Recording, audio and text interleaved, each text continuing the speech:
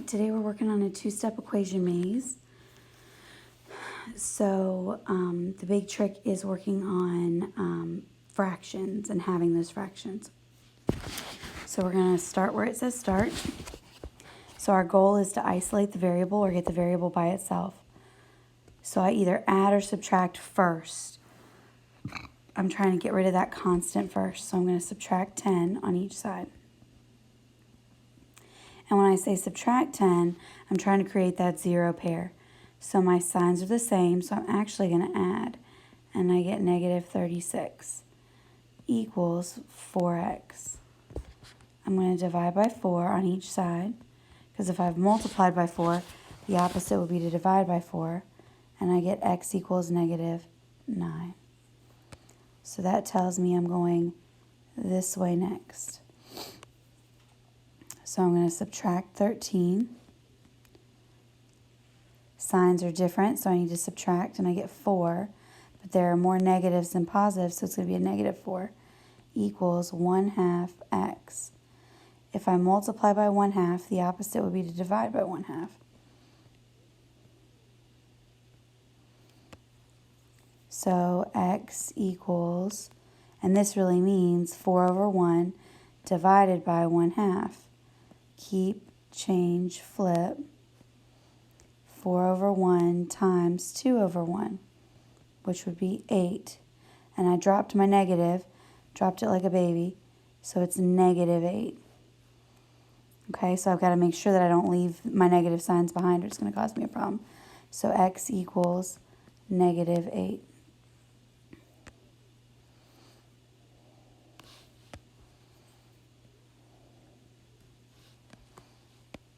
Alright, so from here I'm going to subtract 10 to create that zero pair. I've got a negative 10, positive 10. So it means I've got 5x divided by 3.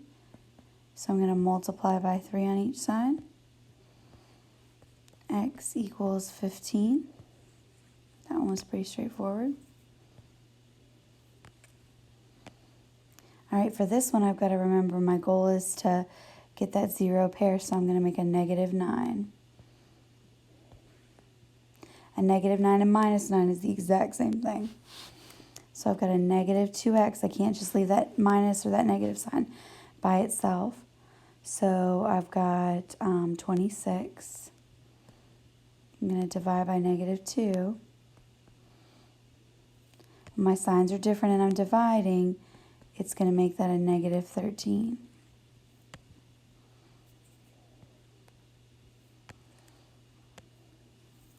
I'm going to subtract 15 on each side.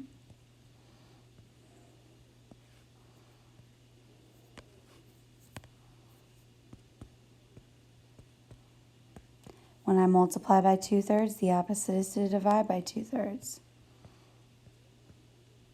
Okay, so that's the same as 2/1 divided by 2/3. Keep, change, flip. 2/1 times 3/2. So that's 2 times 3 is 6. 1 times 2 is 2. So 6 divided by 2 is 3.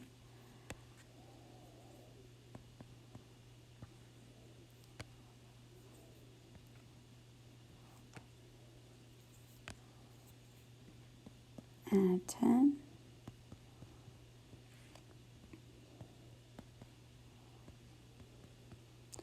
Divide by negative 5.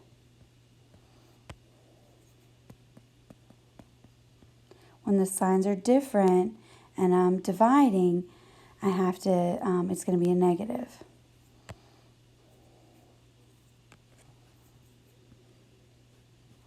Now this one's a little bit different. I have to clear that denominator first. So I'm going to multiply by a negative 2.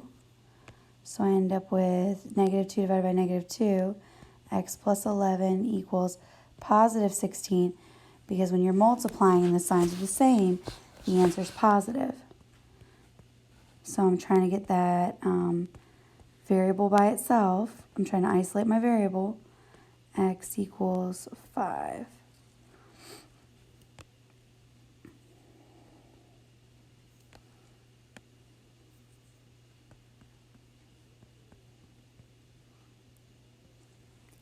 Signs are different, so I have to subtract.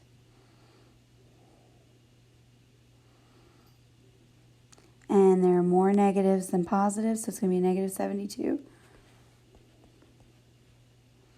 I'm going to divide by negative 12.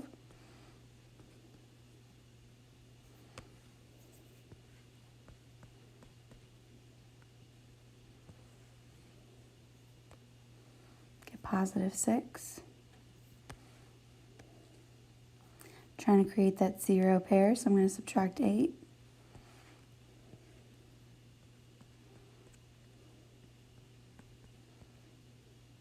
Okay, if I multiply by negative 1/3, I have to divide by negative 1/3.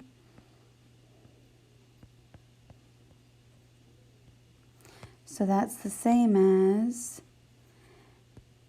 8 over 1 divided by negative 1/3. So I have to keep, change, flip. 8 over 1 times 3 over 1.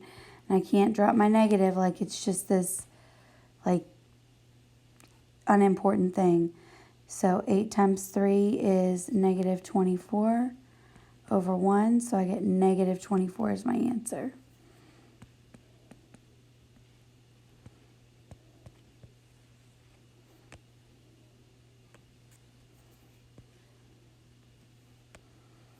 So I'm going to subtract 5.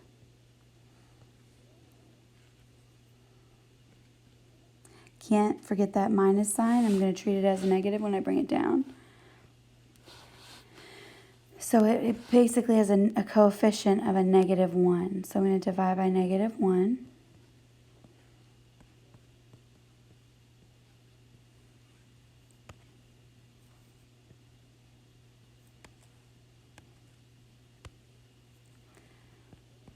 Got to create that 0 pair.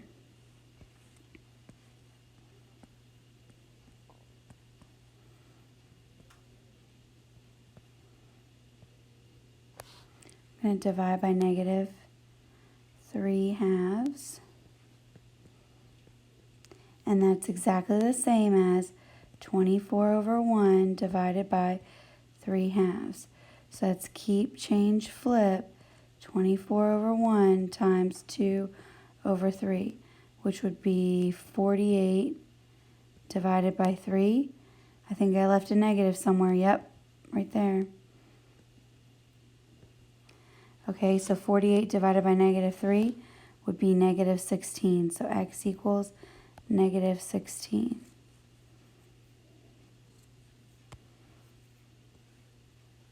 And I'm at the end. All right, if you have any questions or you're not sure, please just let me know. I hope you have a great rest of your day, and I can't wait to have you back in class.